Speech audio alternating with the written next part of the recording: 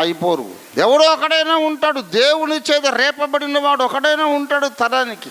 సేవకులందరూ ఏదో ఒక సంస్థలో దూరదాం, ఏదో ఆదాయం కల్పించుకుందాం, ఎవడో ఒకడు చెప్పిన చదువు నేను చెప్పి ఏదో బ్రతికేద్దాం, నాకెందుకు వచ్చిన గొడవ, లోకమంతటిని బాగు చేయడం మన వల్ల అయ్యే పనా, ఆ పెద్ద ఆయన వచ్చి చూసుకుంటాడులే, నాకెందుకు ఈ అవకతవకలే విషయం, ఇది మా సంస్థలో ఉన్న క్రమం, అది వాళ్ళ సంస్థలో ఉన్న బోధ, ఎవడి ఇష్ట ప్రకారం వాడు ఉండనివ్వండి అని గలిబిలి గలిబిలి గలిబిలి తయారు చేసి సంఘాన్ని ఎటుపోవాలో అర్థం కాని అయోమయంలో ముంచేస్తే పరిశుద్ధాత్మ దేవుడు దిగొచ్చాడు.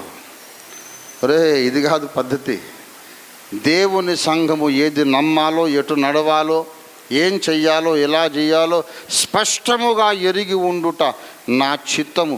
ఇదిగో ప్రమాణ వాక్యాన్ని రాయమని దేవుడు కనుక అప్పగించాడు. యెషయా ప్రవచన గ్రంథములో ఉన్నటువంటి 8వ అధ్యాయంలో ఉన్నటువంటి ప్రమాణవాక్యము 8:20 ప్రమాణవాక్యము ఇవాళ వచ్చింది. నేను చెబుతున్నాను, ఈ గ్రంథమును గూర్చే ఆనాడు యెషయా 8వ అధ్యాయంలో అప్పుడు ప్రవచనం ఇప్పుడు నెరవేరింది ఖచ్చితంగా. కాకపోతే మరి ఎప్పుడు నెరవేరిందో చెప్పాలి. ఇది కాదంటే ఒప్పుకోవడానికి నేను సిద్ధమే. మరి ఎప్పుడు నెరవేరింది, ఎప్పుడు నెరవేరుతుంది? నువ్వే కాదు బాబు, హౌ